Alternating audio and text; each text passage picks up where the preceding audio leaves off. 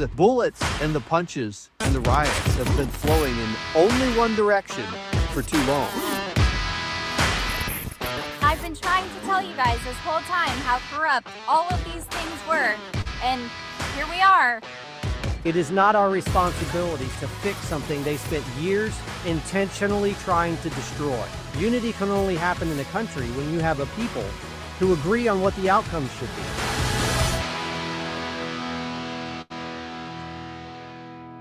What's up, everybody? Wait a minute. Hold on a second. Did you do that? I did not. But Nom, did you? There, that's better. Wow, that was shocking. Yes, MAGA Mama, we are starting now, right on time, and we barely made it across the finish line this time to get this thing out. What's up, everybody? Happy Wednesday. I am super excited about this show. This is one of my favorite topics because it just doesn't stop. It's one of the best topics for us to talk about because it is every time we talk about the Epstein disaster, it means bad news for the Democrats. And we've got a whole lot of bad news to share with the Democrats. I hope everyone had a great Wednesday. SK, how's your day? Nom, how's your Wednesday? It's great. good. Yeah. It's not going well for the Democrats. No. And we'd warned them. I mean, we freaking warned these people months ago that this was going to happen. And yet here we are. I do have one quick update for everybody. This will be the last show, fingers crossed, that we have to do from Patriot Mama's house, because that's where I'm staying at. We should hopefully be in our permanent temporary location this weekend so that we can start setting up and do the Patriot podcast from a new place until we have our actual home rebuilt. So I'm excited by that. So thank you guys for everyone that continues to donate. We love you. We appreciate you. You guys are incredible. It's been incredibly helpful. But we've got a lot of stuff to talk about tonight. We have an absolutely jam-packed outline, a ton of really exciting things to go over. We've got some really disgusting people in the Democrat Party, absolute horrid human beings. And they thought they were going to get away with driving the Epstein hoax. And just like Nom said in the last episode, the only thing they found at the bottom of this well is a bunch of Democrat bodies. And they are all over the place.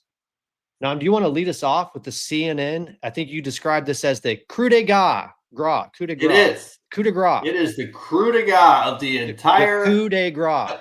Coup de grace. Coup de grace. That thing.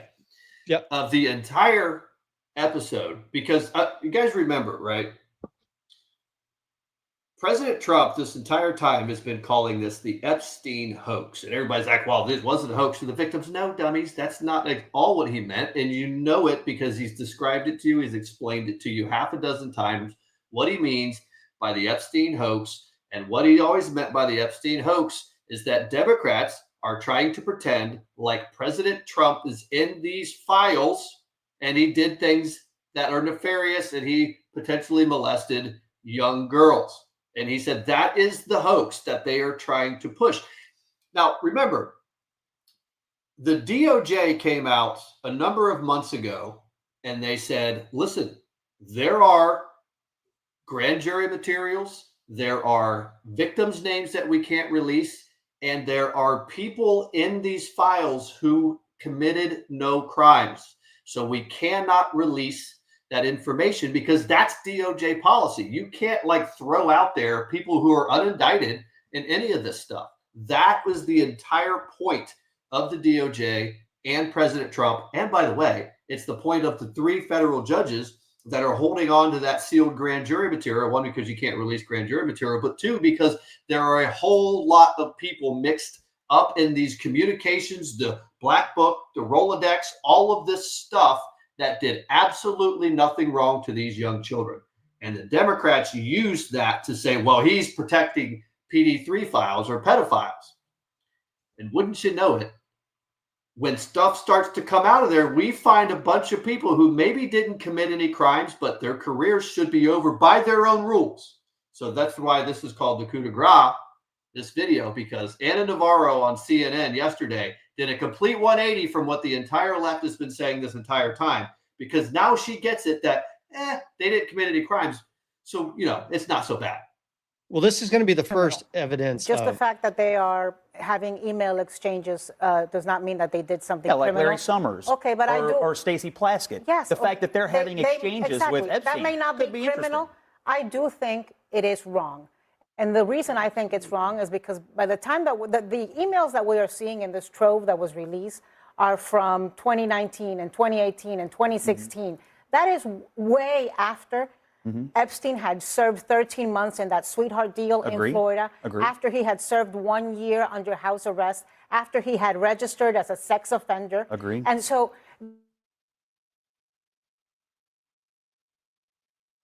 these people are rich, powerful, in very elite circles in Palm Beach and in New York, were conversing with him and communicating with him and treating him. I mean, people like Deepak Chopra. Does that agree. Does that apply? Does your concern apply to Stacy Plaskett, member of It Congress? applies to that. Did you just hear me? across the board. Did you just hear me say? You think she should resign? Should There she you go resign? again. Scott, There you go again, trying to make this into a Oh, they don't want to talk about that, do they? But Scott, No, it's very, no. it's After the very moment you said hypocritical we all for knew. you to. It's Well, very okay, she's gotta hypocritical for explain you it. to call out the names of only the Democrats, but not apply the very same logic to everyone. What who is Republican named. was he programming? Listen, hold on. You're basically saying if you're named in these documents, I guess you're saying that they should be condemned. Anna is basically saying, let it all out. But you're the only one who's making a carve out for one Holy person, crap. and that's Donald Trump. There's no evidence that he had any contact with Epstein after he excommunicated him, but we do have evidence that he was programming Democrat members of Congress. Why isn't that a big deal to you guys? I guess the point is we just don't know. We do know that. We absolutely know. For months, we have been hearing nothing from these people except if your name is in any way associated with Jeffrey Epstein, then you should resign. You should be fired. You should be convicted of some crime somewhere. And now that the shoe is on the other foot, it's almost like these people think that we have no memories. Like we don't have a memory of that exact same panel of people just several weeks ago talking about how every single name mentioned with Jeffrey Epstein is automatically guilty of something.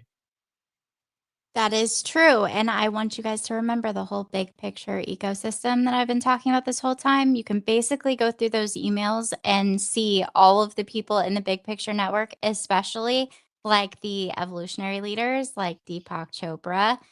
Jeffrey Epstein was very involved with the evolutionary leaders and all the interfaith stuff and the stuff I don't like, the stuff that gives me the heebie-jeebies. But did you guys see how quickly they started to circle the wagons?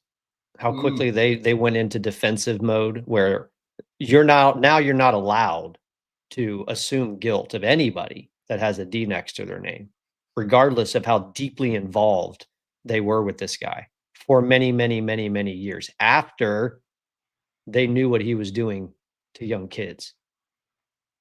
It's not going to get any better for them. No, this is not going to get better for them. So, I mean, you asked the question of, do they not think we have memories? You don't even need that long of a memory because they changed their position from 2 days ago. 2 days ago, right? They were saying that President Trump was protecting pedophiles and they've got to let everything out.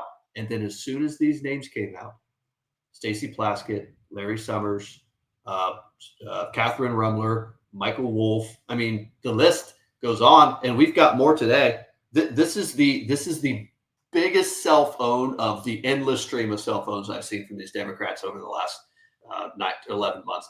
I'm actually shocked that they played this so poorly because usually they're pretty good strategists. This is really bad. The problem is they have nothing else left, and they are stuck trying to dig up mud that they can throw against the wall with the one thing that is actually going to bury them along the way. The one thing. All right. Now, it's not, so we've got so much to talk about tonight, but before we do that, I think we need to jump over because I just want you guys to get a sense of just how psychotic some of these folks have turned because of how bad this is working out for them. So earlier today, someone sent me a video on TikTok, and this about had my head explode. This is a content creator who I believe goes by the name of Taro and Tara. And by the way, anytime you see somebody with the name Taro in their usernames, you should run because those are the same people who right after the election were using the pendulums to predict when Donald Trump was going to die. Like this is how lunatic, like how crazy these people are. So the other day, I don't know if it was yesterday or today, some audio was quote unquote leaked of a phone call of Donald Trump. And this content creator decided to make a video about it. And I want you guys to see this because this is the level of straws that these folks are grasping onto just to hold on to a little bit of sanity.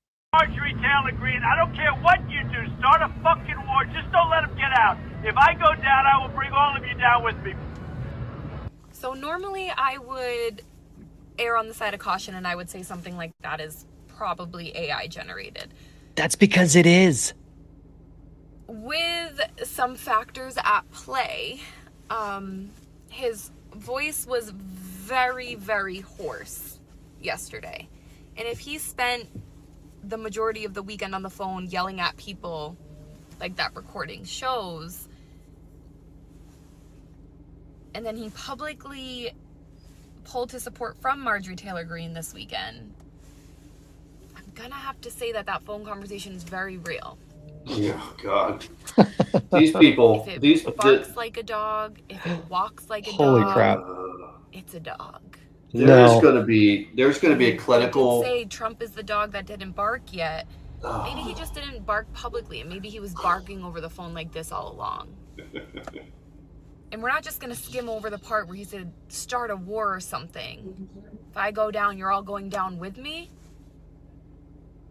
Get him the fuck out. Impeach him immediately. Hey, pendulum lady. Hey, pendulum lady. Listen to me for a second, all right? You were so close. You were like right there in the first 9 seconds of your video when you said that you would probably, normally, if you were a sane human being, you would assume that that was AI. Because guess what? It was AI.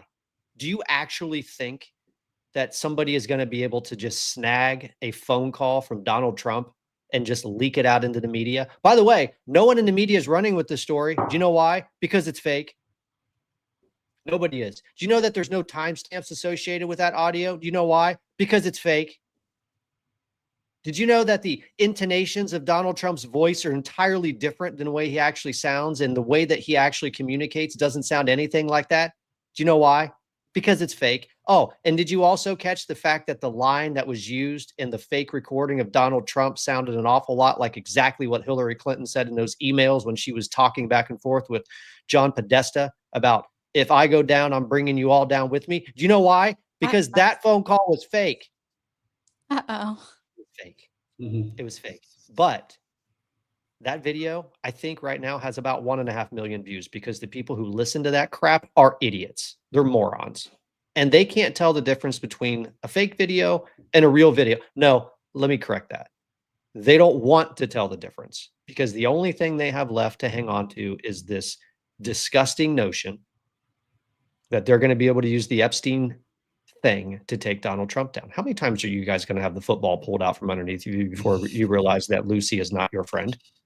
It doesn't matter to them, actually. I mean, listen, again, I'm going to keep using this phrase. These are just nothing more than weaponized idiots. We understand that. The Democrats that are pulling the strings here, they know that at the end of the day, this football, it's not even there. It's not like even Lucy's even holding it. There's no football, but they're weaponized idiots believe there's a football, but they don't care. That's not at all what any of this is about. They know there's no Trump at the bottom of the Epstein well. They know there's some Democrats at the bottom of the Epstein well. What they care about is preventing any news about what Trump is actually doing in this country, or, might I add, how the Democrats are behaving in the streets in this country while we are orchestrating the largest deportation effort in the country. I mean, North Carolina and Dearborn, Michigan, for goodness sake, we have almost a full-blown religious war going on up in Dearborn, Michigan right now, but you're not going to be allowed to talk about any of that because the only thing that we're going to be allowed to discuss is the outright lie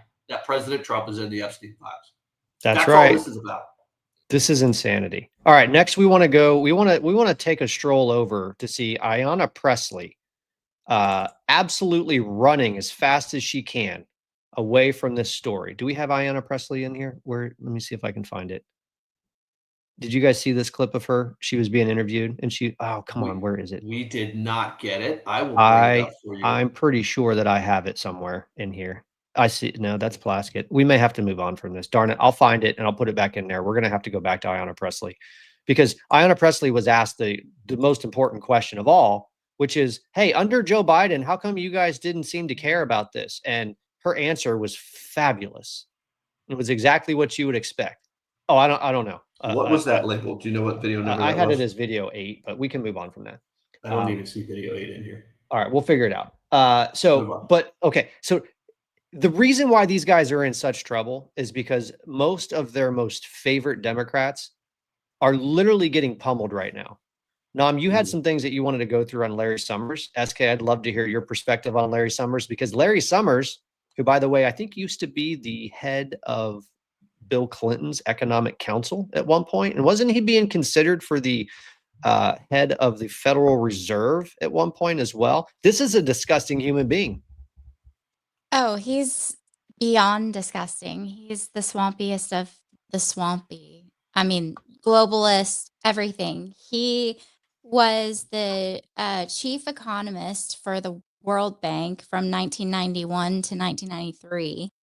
He was the director of the National Economic Council 2009 to 2010. He was the president of Harvard from 2001 to 2006. And he was the Treasury Secretary from 1999 to 2001 under Bill Clinton. And when Hillary was running for office, he thought that he was going to get a good cushy position as like Treasury Secretary or as Federal Reserve or something like that under Hillary Clinton. He's bad, like bad. Today he resigned from the OpenAI board.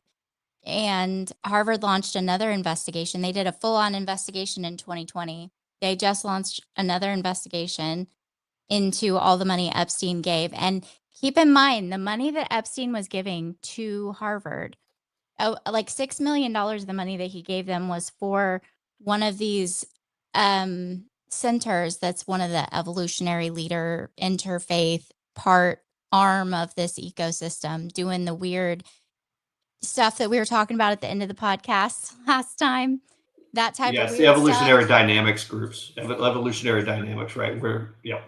Yeah, but that type of stuff. No, it's transhumanism. Call it what it is.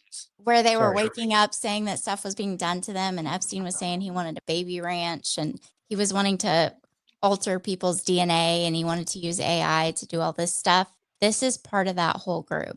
Well, apparently he's also a target for Chinese honeypots too. A willing participant. Yeah, well, I don't think we can go too deep into the evolutionary dynamics stuff yet, but it is not an accident, ladies and gentlemen, that Epstein and Larry Summers became friends, because when you understand this organization that Larry Summers created at Harvard and the money that he got for Epstein and what the ultimate goal was, literally get into the evolutionary dynamic stuff that they want that's going to lead to the transhumanism. Larry Summers was the conduit for the researchers and the mathematicians and the data scientists to create the AI that's going to do what they want it to do. That's the entire point of why those two had a relationship that began in the early 2000s. We're not talking about post plea deal and non-prosecution agreement. These guys knew each other back when he was in the heyday, and then they remained friends well after that. Back when he helped the Clintons start the Clinton Foundation. Yep. Yes. Matter of fact, by the way, the Clinton Foundation would not exist today were it not for Jeffrey Epstein, folks, in case you didn't know that. He provided most of the seed money for it. In those emails, I don't know if you got that screenshot I sent, but he was also helping that Barack guy. Ehud Barak, former prime minister of Israel. Yeah. That guy. He was helping him try to start a foundation or like a donor advised fund type of situation too, to be able to do all this stuff. So the reason why Larry Summers was basically forced to self-retire himself as a result of these emails that came out of the Epstein estate dump that was subpoenaed by the House was because of this. This is now remember, this is a 70-year-old man. Okay. So Larry Summers had an infatuation with this woman, a Chinese macroeconomist named Qiu Jin, who was 43. Admittedly, she's not underage. But the one person that he decided to, in recent years, to go to for help in figuring out advice on how to get horizontal with this woman was Jeffrey Epstein. He's literally asking Jeffrey Epstein in emails, hey man, I need your advice and how I get this woman to get horizontal with me. This is a 70-year-old man at the time. And by the way, it is worth mentioning that Qiu Jin is the daughter of one of Xi Jinping's closest advisors in the CCP. She is literally a Chinese honeypot that one of the top connected economists in the United States, maybe the world, is trying to ask Jeffrey Epstein, how do I get this woman into the sack with me? What? Not only that, but Mark Carney, Canada, is also very close with her dad as well. This is all UN, World Economic Forum swampiness. Yeah. It's disgusting honeypottery. Yeah. The Chinese love to honeypot Democrats. Oh my They're really goodness. good at it. Well, I mean, ask Eric Swalwell. Swalwell. Swallows well. I mean, oh yeah, they love doing this. They love But it. Pete, you would think that someone like Larry Summers, who, by the way, is deeply involved with the World Economic Forum, like the rest of them, they know exactly what China wants to do to this planet. Here's the dirty little secret: they actually want them to do it. That's why. It's not a dirty secret. I mean, when you listen to the Larry Finks of the world, they have openly talked about how they want to use the Chinese communist model globally because they believe that it's better, quote, for markets. End quote. That's what we've been working to expose. I Yeah. mean, it's not just the economic stuff, it's the interfaith stuff. It's all of it. And we That's are right. in the middle of a color revolution. And again, the ball is at the 2-yard line, you guys. We're this That's right. close to losing our republic. Well, the good news is Donald Trump ain't falling for it. And he had some choice words for Larry Summers. Did you guys hear this? I love when Donald Trump goes off the cuff and he got cameras in front of him and he just starts talking. It's some of the best stuff on the planet. It's so much fun to watch. Cue it. Do you have it? There it is. To do with Jeffrey Epstein. I threw him out of my club many years ago because I thought he was a sick pervert. But I guess I turned out to be right. But you know who does have? Bill Clinton. Larry Summers, who ran Harvard, was with him every single night, every single weekend. They lived together. They went to his island many times. I never did. Andrew Weissman, I hear. All these guys were friends of his. You don't even talk about those people. You just keep going on the Epstein files. And what the Epstein is a Democrat hoax to try and get me not to be able to talk about the $21 trillion that I talked about today. It's a hoax. Now, I just got a little report, and I put it in my pocket, of all the money that he's given to Democrats. He gave me none, zero, no money to me. But he gave money to Democrats. And people are wise to your hoax. And ABC's is your company, your crappy. Well, there you go. How much do you think Donald Trump knows about all this? I think Donald Trump knows everything there is to know about this, frankly. I mean, there's no question that there are files at the DOJ. There are classified files at the intelligence communities. He probably doesn't have every one of them, but I can guarantee you that, his cabinet secretaries across the intelligence agencies and across the law enforcement agencies have read him in to what this all is. And I truly, truly, truly believe that at the end of the day, when all of this is released, you're going to have any real criminality, any real crimes against girls is not going to be in there anymore. But there is a crap ton of innuendo like this, which, by the way, is the entire point to the thing. These people, while as gross as it is, should they be shamed out of society? Probably, unless you're now Anna Navaro or you're CNN, who actually doesn't think that they should be, because they're circling the wagon super tight. They thought that everyone associated with Epstein should be laughed out of polite society when they thought it was just Republicans and Trump. And now that they realize that all the guns that they've been pointing at people are now turning around and pointing back at them, Suddenly, it's not that big of a deal, which is why earlier I made the statement that I think we're getting dangerously close to the point at which every Democrat is going to suddenly stop talking about the name of Jeffrey Epstein.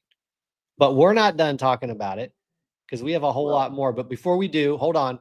There's a couple new folks over on the podcast watching us from Rumble. Hey, Golden, how's it going? Nice to see you. Thanks for joining. I appreciate you being new to the podcast. We're here every Monday and Wednesday. Let the show continue. Nam, you had something from Alaska, 907A chick.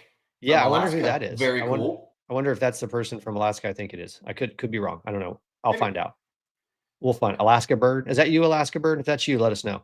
If that's folks, Alaska Bird, that's super cool. Yeah, it would be super cool if she's watching. So we've got one more about Katherine Rumler.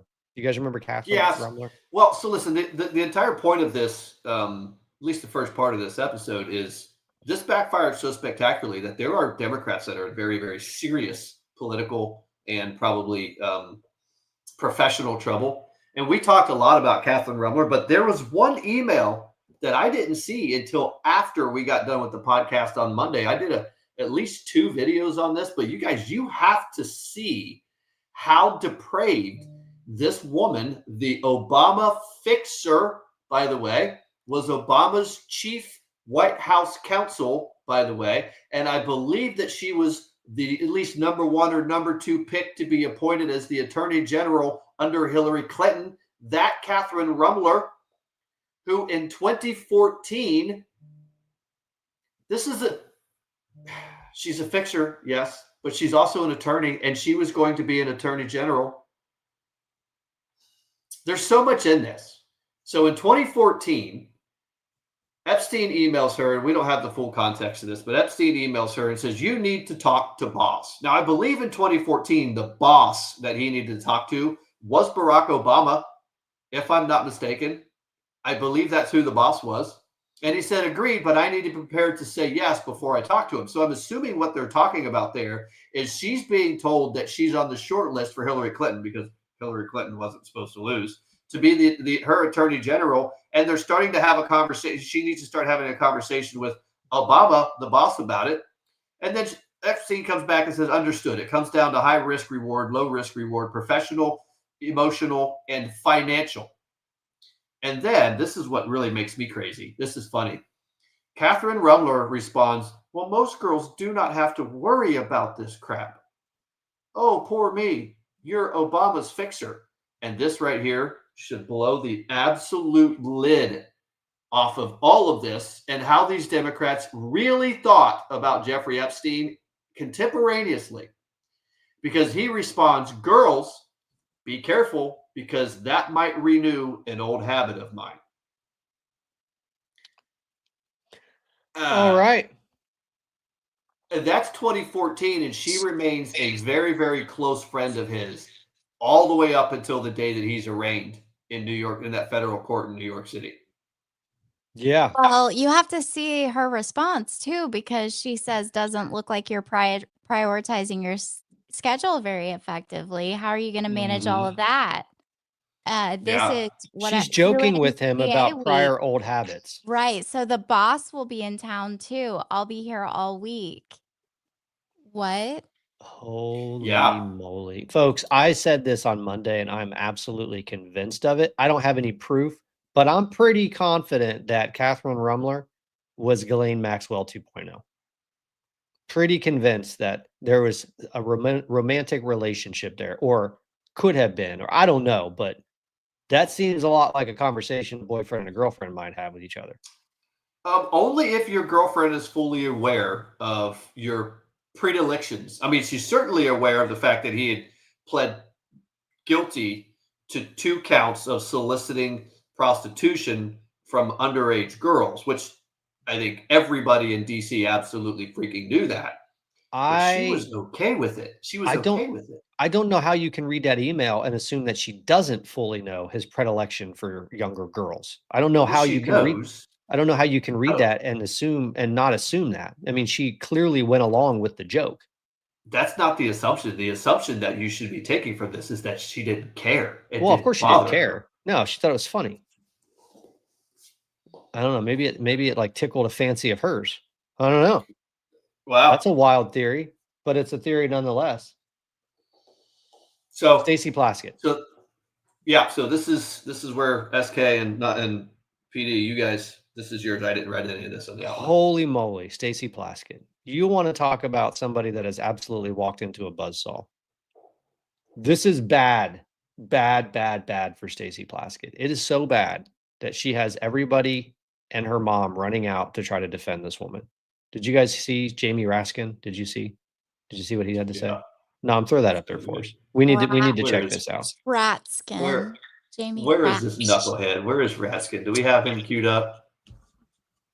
We have to have him queued up. I'll find it. I got it right here. Hold on. It's in there. It says Ratskin. Yeah, it's in there, but we don't have it queued up. Guys, I can't move on without showing you Jamie Ratskin. You have to see Jamie Ratskin.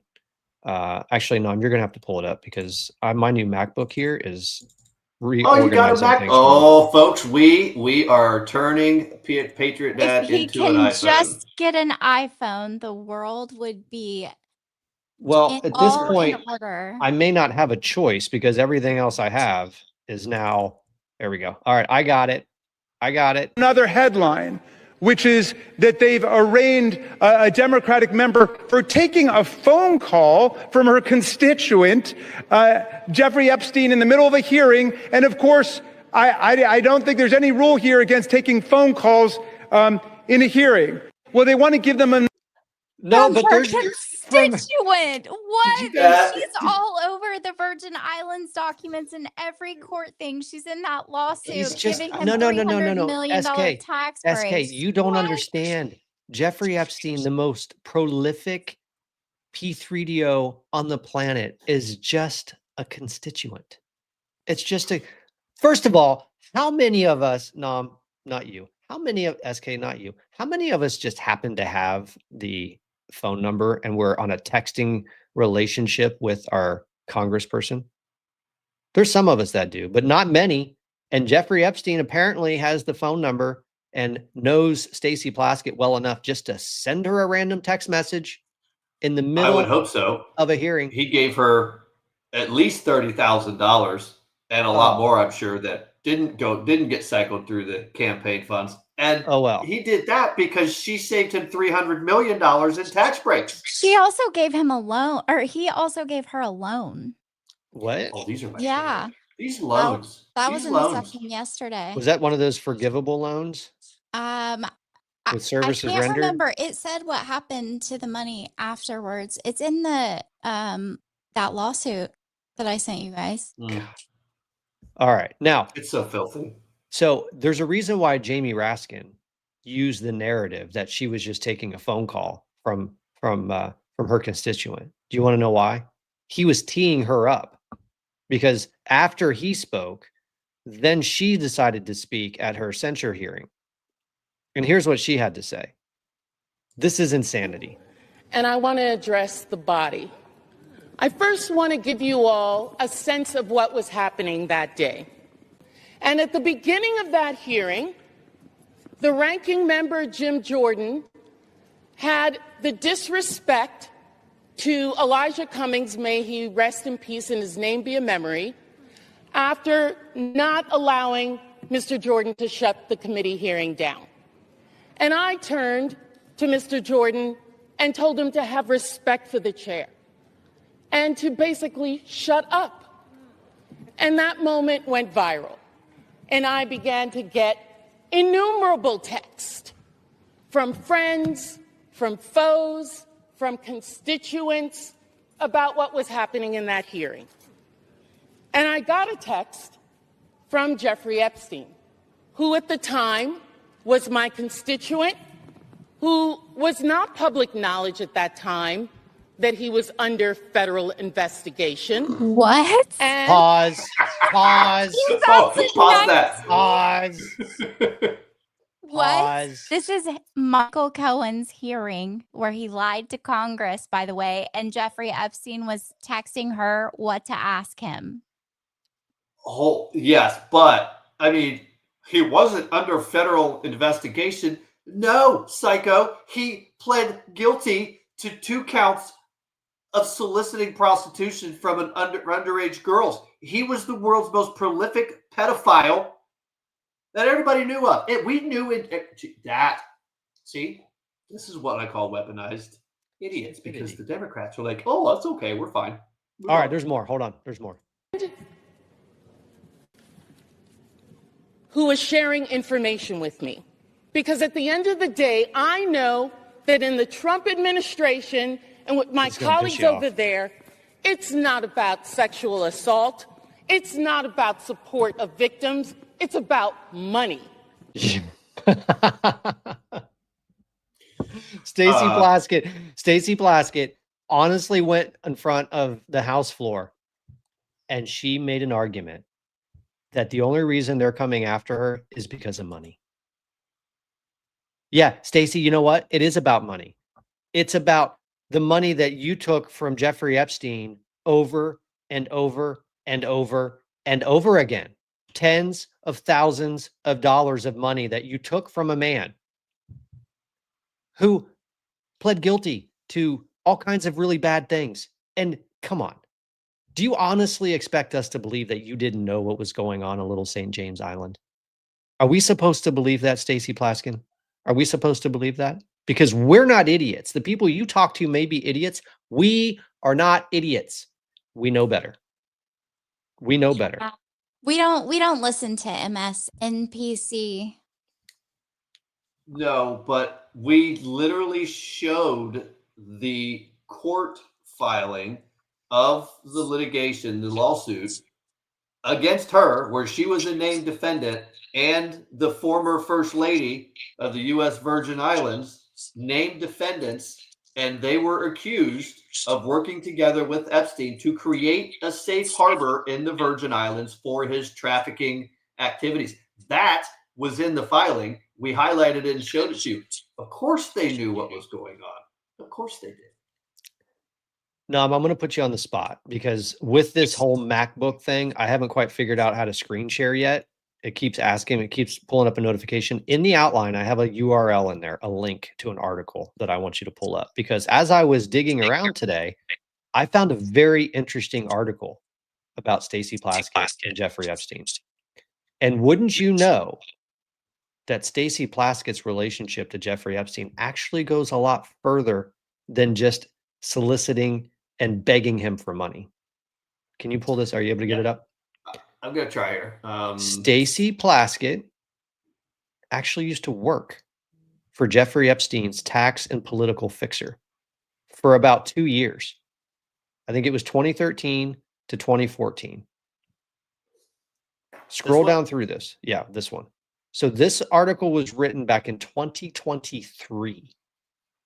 So people have known about Stacy Plasket. Can you expand that by chance?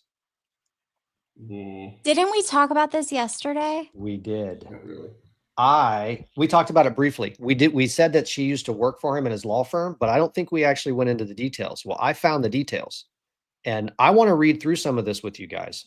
I think we have a couple minutes. I think we have time to do it, but I think it's really important to understand just how close their relationship actually was, because this isn't just some innocent bystander who received a few extra $1,000 from a guy that she didn't know. She actually worked for the person who was responsible for managing his taxes, fixing his political problems, and also purchasing the estate and building the estate on Little St. James Island. So it says, Democrat delegate Stacy Plasket, a representative of the U.S. Virgin Islands in Congress, has distanced herself from convicted sex offender Jeffrey Epstein, claiming she was completely unaware of his donations.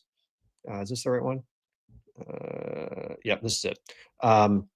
However, recent court filings shed light on a much closer relationship between Plasket and Epstein than previously known. The unsealed documents outline a decade-long association involving direct solicitations for money, personal meetings, and employment at a law firm deeply connected to Epstein's shadowy network. Plasket not only repeatedly sought financial contributions from Epstein and had multiple face-to-face encounters with him, but she also worked directly for a St. Thomas-based law firm that played a role in cultivating influence for Epstein's clandestine activities. In a deposition last month, Plasket disclosed that she was introduced to Epstein by Erica Kellerhals, an attorney who lobbied on his behalf and represented his business and philanthropic ventures. Kellerhals' significance goes beyond a casual connection. Before Plasket's congressional tenure, she worked at Kellerhals Ferguson Croblan PLLC, a boutique tax firm in the Virgin Islands from 2013 to 2014, a period in which Epstein was a major client. Plasket's involvement with Epstein may extend further back, as she previously served as counsel on the Virgin Islands Economic Development Authority, which granted Epstein $300 million in allegedly improperly obtained tax exemptions over the course of 2 decades. Asked during her deposition if she worked for Epstein or any Epstein-linked business while serving at the Kellerhals law firm, who specializes in EDC assistance, Plasket responded, "I don't recall." She doesn't know. She had no idea. The 2 years during which she worked for Epstein's lawyer are notably missing from Plasket's LinkedIn account, and a 2-year gap between 2012 and when she entered Congress in 2015. Emails and testimony, however, closely link Plasket's rapid political rise with Epstein's deep pockets. Folks, this lady, Stacy Plasket, who, by the way, was one of Donald Trump's impeachment managers, owes her entire political existence to Jeffrey Epstein.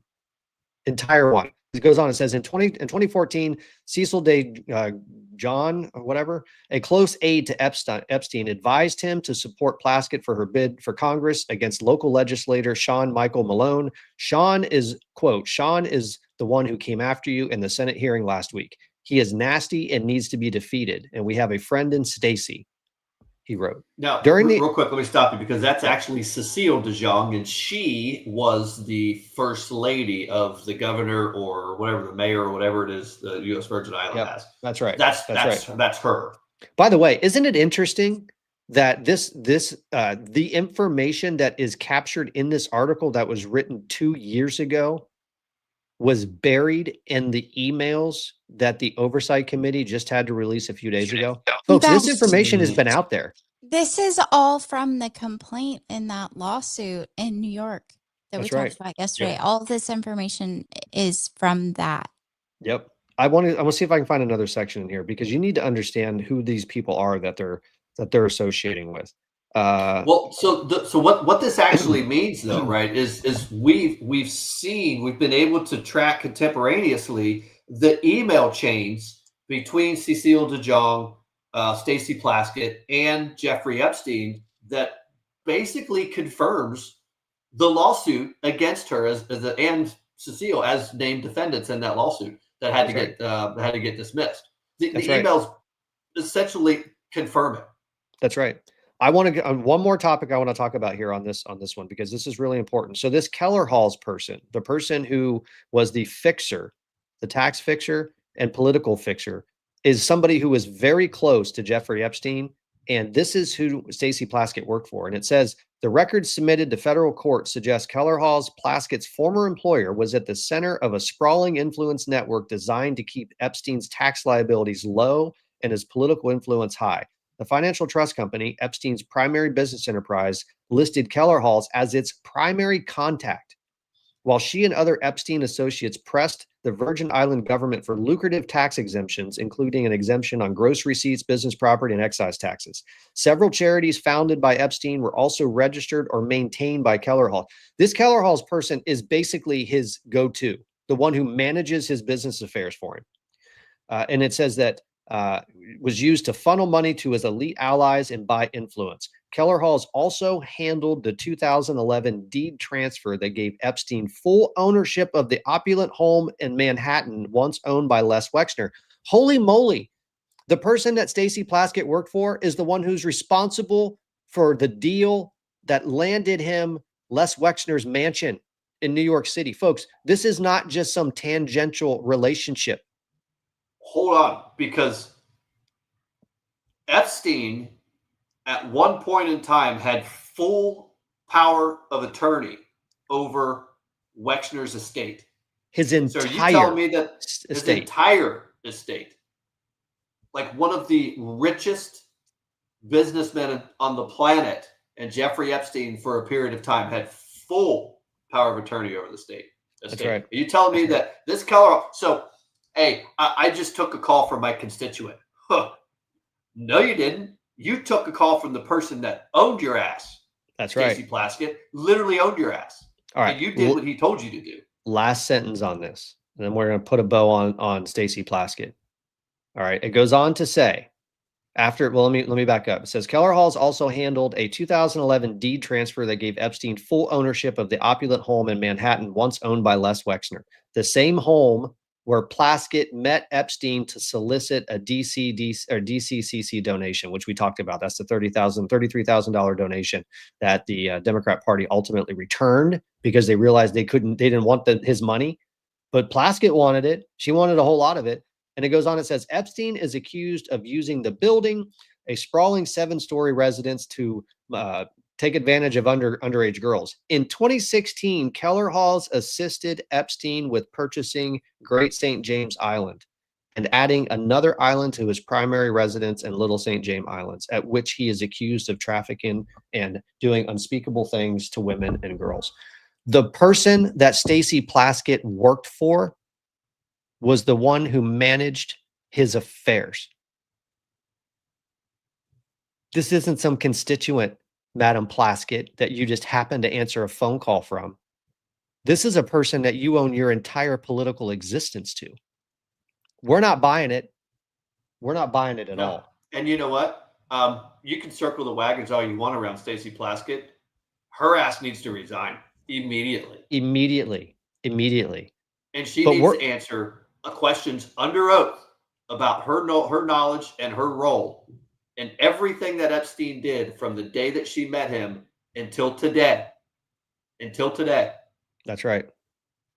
Now, admittedly, once the pressure got hot enough for her a couple years ago, she ended up taking some of the money that he gave her and then donating it off to some women's and children's groups in the Virgin Islands. And that's her like, my hands are clean now because I have no role. Oh, my hands are clean because I donated that money off to other charities.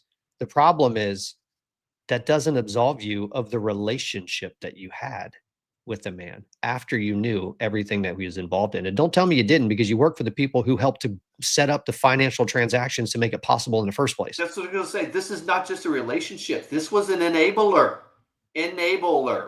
That's right. That's right. All right. I put some stuff in here that you guys may not be totally up to speed with. Did you guys see this stuff that's breaking about AOC right now? Did you catch this? Holy crap. All right. Let me drive the bus on this, if you don't mind. I got to show you guys this stuff. This is stunning.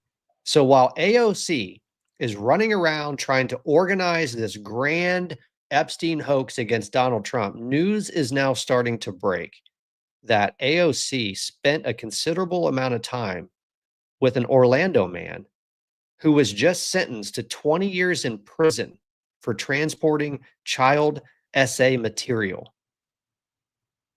Dude, I sent this to you. I know you did.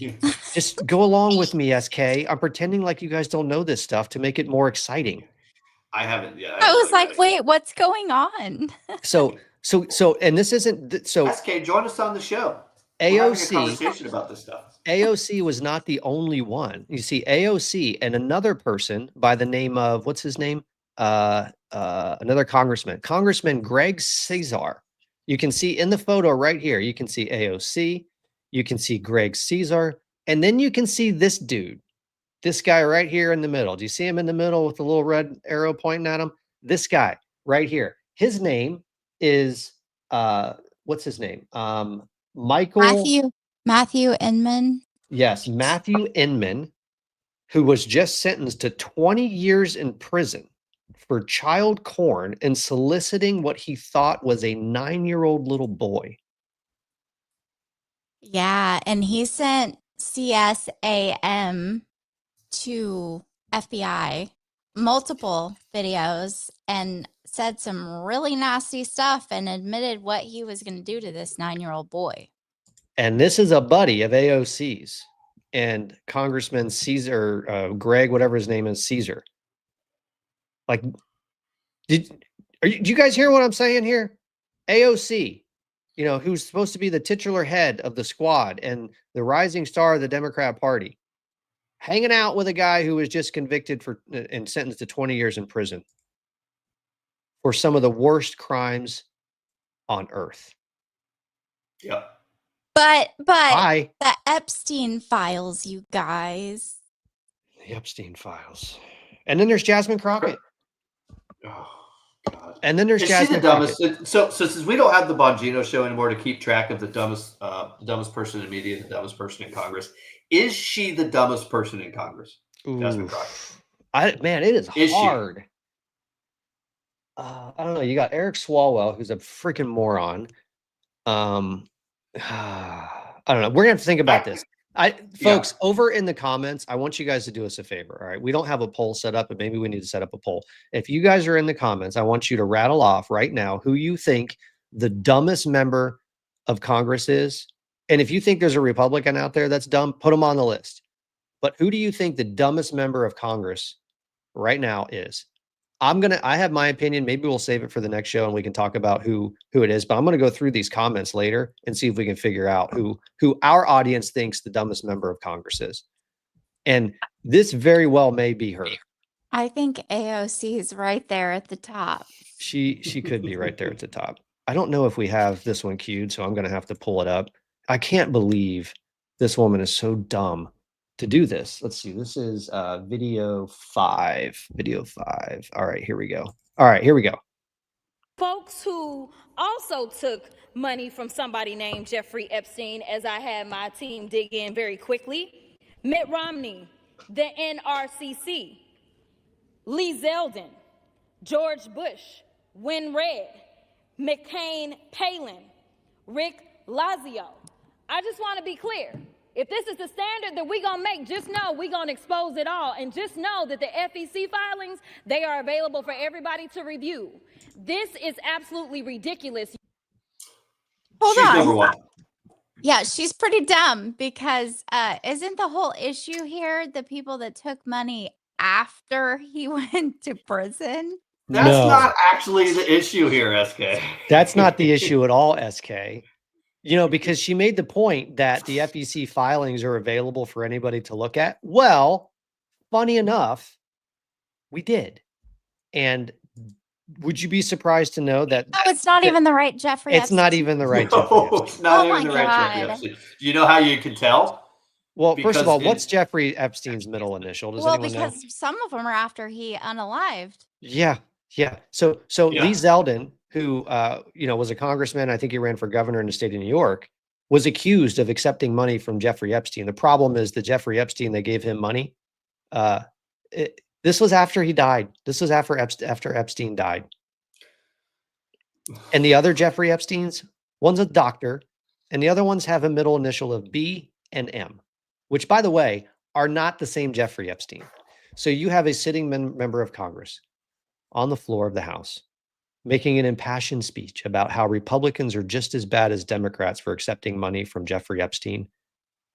And she never bothered to stop to look to see if it was the same Jeffrey Epstein. As soon as this video is done processing in YouTube Studio, this is getting clipped because Great. holy crap. Me not having Are you any kidding idea me? what the punchline was. That's what we should clip. Unbelievable. I thought you guys were going to get the screenshot of the comment where somebody said, wait, I don't mean to be rude, but who's SK? Oh, shoot. I forgot to do that. We'll get that. We'll get that next time. I do have one more, and then we're going to turn it over to Nam because he has a topic that he wants to go off on because I know he's pretty upset about it. So, unfortunately, for the sanity of the American people, Timu Obama has told us exactly how they plan to handle these disgusting events in their party. Do you think that they're going to hold anybody accountable? What do you guys think? Here's Timu Obama. Tell him. No. Stacy Plasket after this controversy emerged. I have not. Can you confirm if there was a deal last night to sink the resolution against Congressman Plasket in exchange for not bringing a censure resolution? We've against made clear Congressman repeatedly we're not going to unilaterally disarm. So you're saying there was no deal? I'm saying we will not unilaterally disarm. Not now, not ever. Mr. Leader, why wouldn't you speak to Stacy Plasket? I said I haven't spoken to her since the censure resolution went down. No, about this text controversy. I have not spoken to her since the censure resolution went down. Have you talked to her about this text controversy? She and I have talked, and it's a private conversation that will remain private. Did you guys catch that? Did you see what he said in the middle of that? They will not unilaterally disarm. What does Which that mean? means, well, SK, what do you think that means? I have an idea what it means. I have no idea. I thought this was a completely different video. Yeah. So, in my opinion, what that means, we will not unilaterally disarm, is no, we won't punish our people unless you punish your people. What people is he talking about? They will take no steps to do anything, to even appear to create any type of fissure or fraction in their caucus. They will not unilaterally disarm by shrinking their numbers, forcing someone like Stacy Plasket to resign, or sending Jasmine Crockett to a mental institution, or asking AOC why she's hanging out with someone who was just convicted and sentenced to 20 years for having child sex material.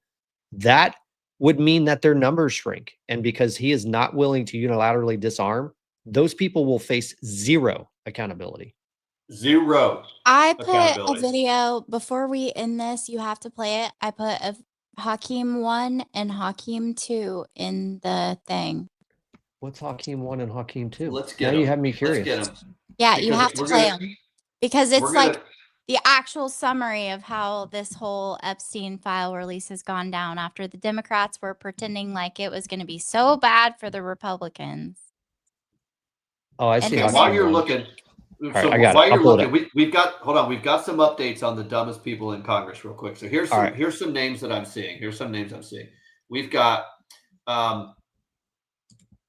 Jasmine Crockett, Mitch McConnell, Ro Khanna. No, Ro Khanna's a pretty smart dude. AOC at Jasmine. I think the one that I completely agreed with when I heard it, Mazie Hirono at Hawaii. Oh, she's very, very, very. She's a senator, though, isn't she? Yeah, but it's still Congress. Yeah, okay. Congress is both chambers. Whoever runs her social media should be fired because they post the dumbest stuff. Maybe she's doing it because she is I'm going to say it. She's retarded. I don't know why, but I love that word has made it back into the lexicon again. I don't know why. Dude, someone tried to go off on me on X about it yesterday. I'm like, first of all, I will let you know when I give an actual shit if you care that I'm using the word retard. Because I watched today's not the day.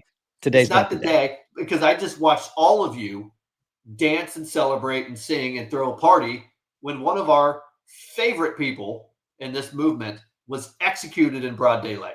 And you cheered about it, and then you told us you're not sad at all, and then you went and you did this stuff for the next month and a half. So I actually don't care. Yeah, you're not going to be offended by a word after cheering when somebody was literally executed in front of everyone.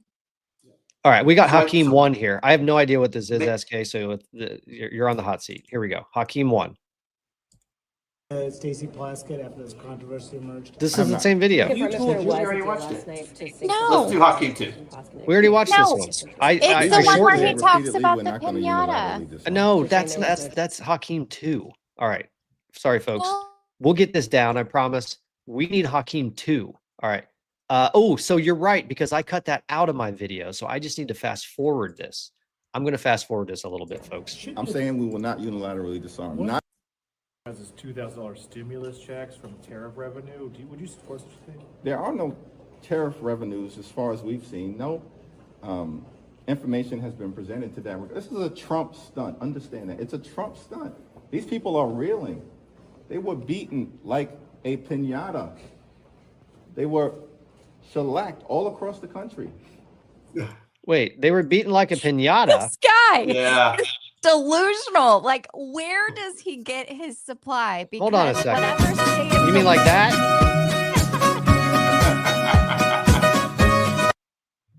Hold on. You mean like that?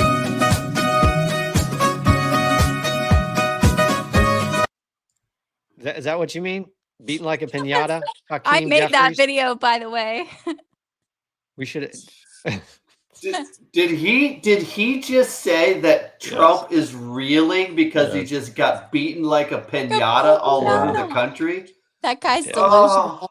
Whatever he's smoking, he should be so kind as to share with everybody. Unreal. All right, we're a little close to time. Nam, did you want to jump into the military sedition, or do you want to try to save that? I do. Okay. Because listen, we've got, all jokes aside, I mean, we have a very, very serious problem happening right now in the Democrat Party. Let me show you. Let me show you. Representative Chrissy Houlihan. Congressman Jason Crow. Senator Alyssa Slotkin. Senator Mark Kelly. Representative Chris DeLuzio. Congresswoman Maggie Goodlander. Representative Chrissy Houlihan. Congressman Jason Crow. I was a captain in the United States Navy. Former CIA officer. Former Navy. Former paratrooper and Army Ranger. Former intelligence officer. Former Air Force. We want to speak directly to members of the military And the intelligence community. who take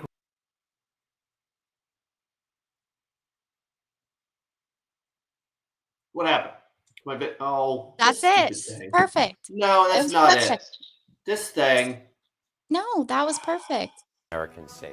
We know you are under enormous stress and pressure right now. Americans trust their military. But that trust is at risk. This administration is pitting our uniformed military And intelligence community professionals. against American citizens. Like us, you all swore an oath. To protect and defend this Constitution. And right now, the threats to our Constitution aren't just coming from abroad, But from right here at home. Our laws are clear. You can refuse illegal orders.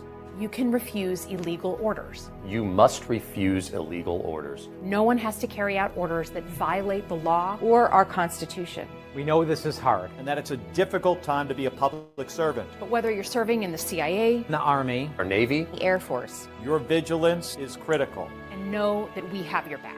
Because now, more than ever, The American people need you. We need you to stand up for our laws. our Constitution, and who we are as Americans. Don't give up. don't give up. Don't give up. Don't give up the ship.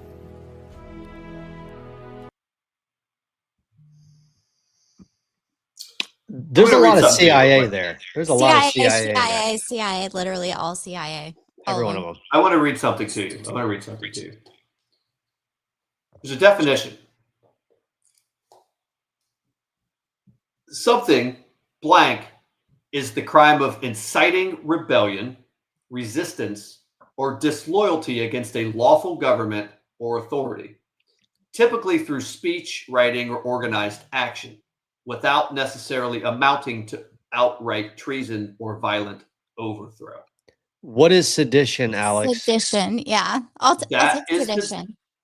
That is the definition of sedition. We just had 5 elected Democrats go out there talking to, in my opinion, in my estimation, the resistance that's left in the deep state, in the intelligence community, and in the DOD, because we know that Barack Obama, his 8 years, Otto Penn's 4 years, there is still a lot of resistance in those agencies, in those departments, and they are openly telling them to disobey orders. Now, they are couching it by saying you don't have to follow illegal or unconstitutional orders.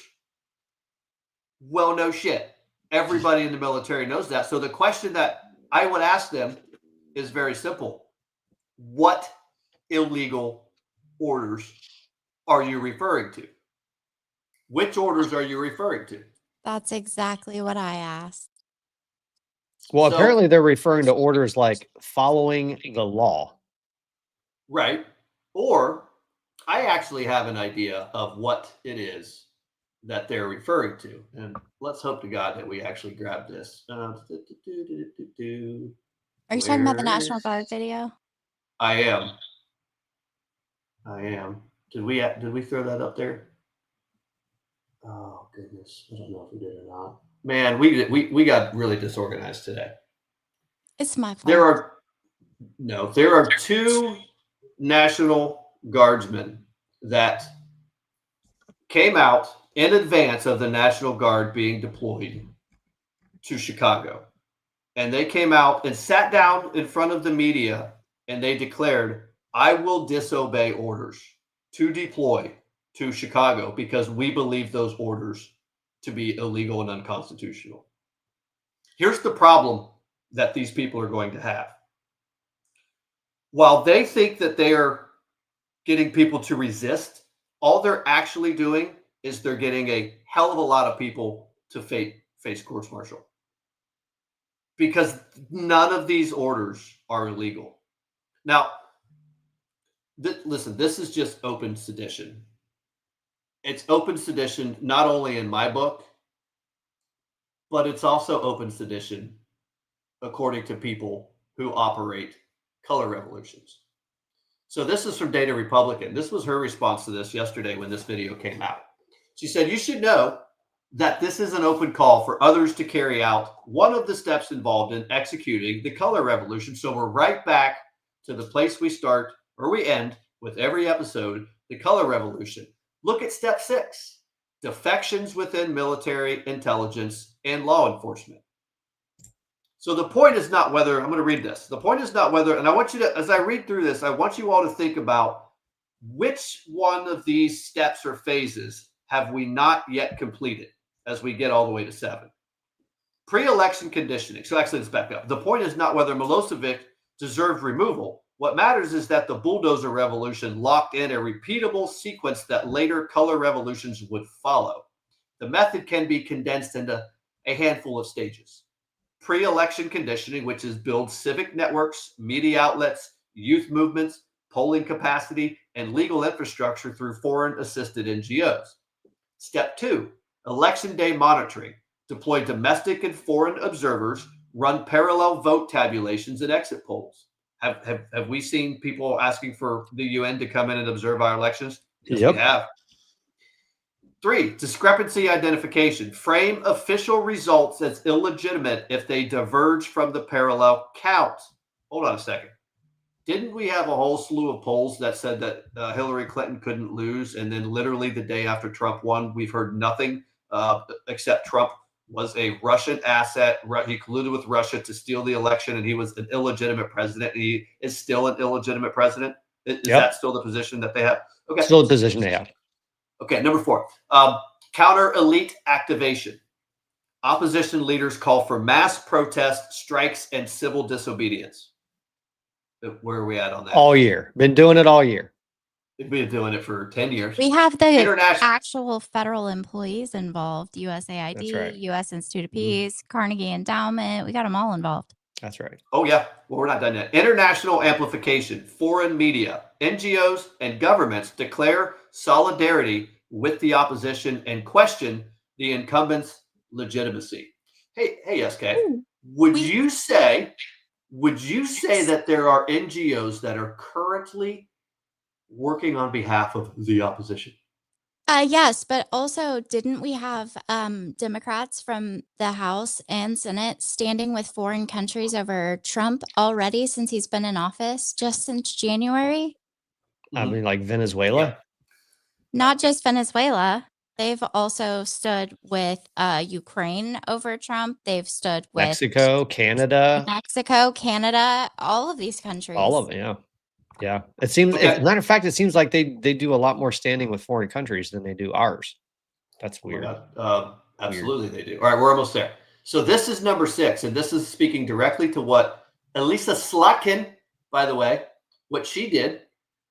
Security service fracture, defections among police, military, or intelligence eliminate the regime's reinforcement capability.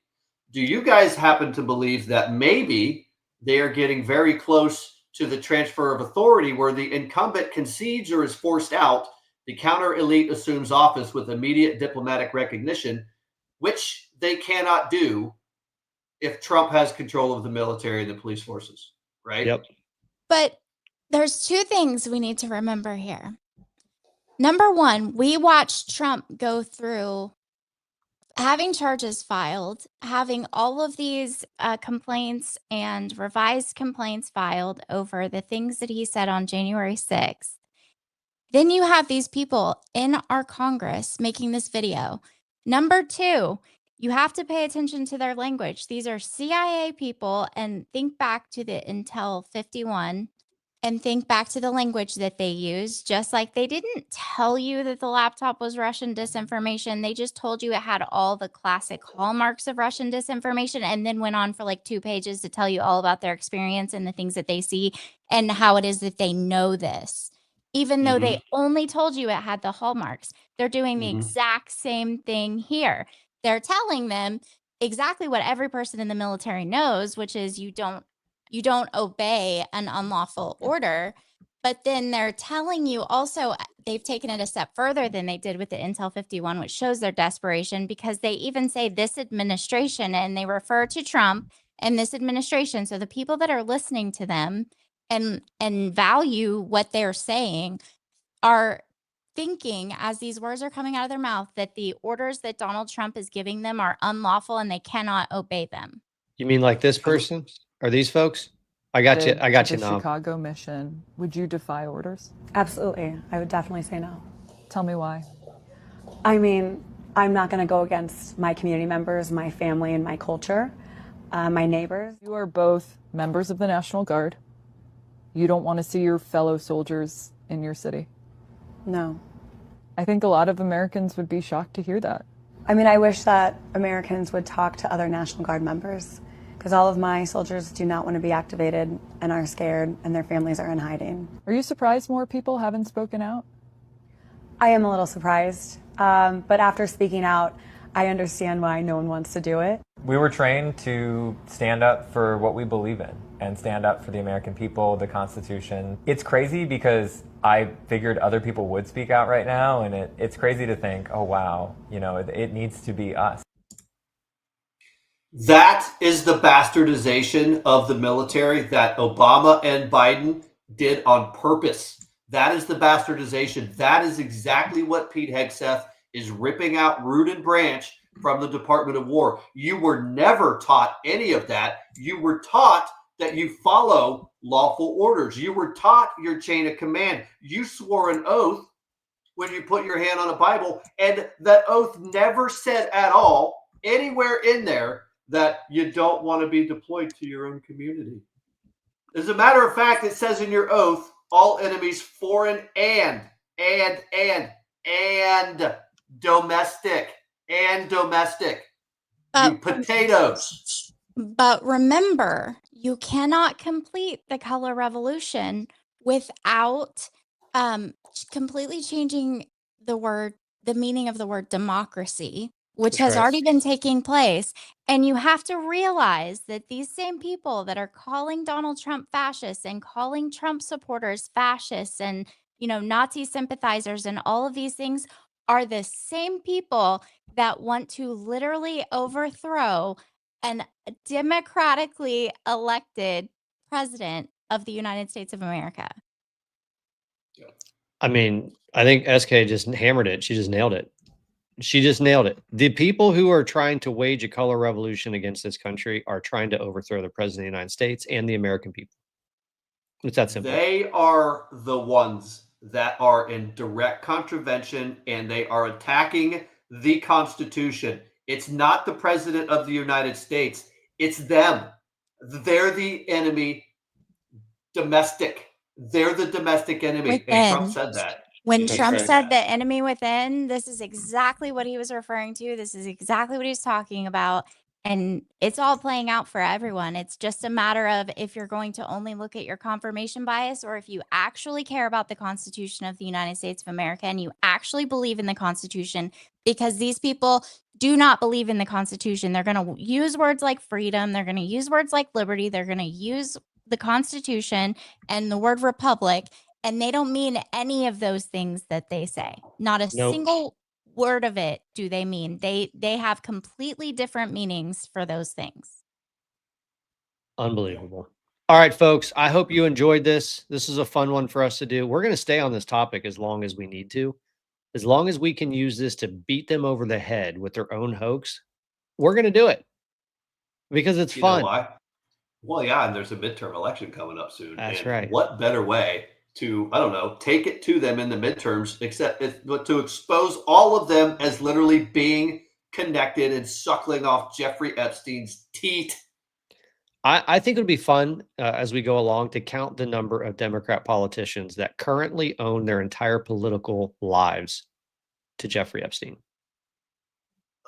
Well, there's one that we know. We know one. But there's 5 whose lives and careers should have been totally destroyed, but because the media's in the tank and they circle the wagons and they're not going to unilaterally disarm, which means they're not going to, actually take action against their unethical people in their party. There should be 5. There'll be a lot more. By the way, folks, if you don't think Donald Trump hasn't had this all planned out for months and months and months, you're not paying attention. Oh God, no, it's so good. All right, with that, we are out. We'll see you guys next week. This will be the first show in Patriot Dad's permanent, temporary new location. Hopefully. See you then. See ya. The bullets and the punches and the riots have been flowing in only one direction for too long.